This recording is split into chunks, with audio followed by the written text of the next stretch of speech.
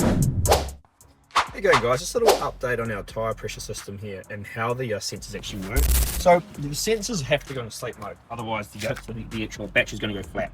So what wakes them up is a pressure change. So when you start like driving, there's going to be like a pressure change in the tyre, and that's going to make the sensor go live. And it has to be a small, we're like talking about like a decimal like pressure change here.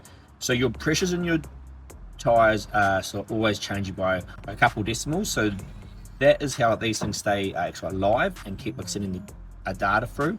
If there is a really big change in like pressure, I think it's above 1 psi, they actually go into live mode for 10 minutes, and they'll send data like live until that like stops. But that's why, like, sometimes, for example, if you have one on your spare tire there, your pressure changes are like not going to be as big, and you're only going to probably like sort of pick them up if there's like an issue.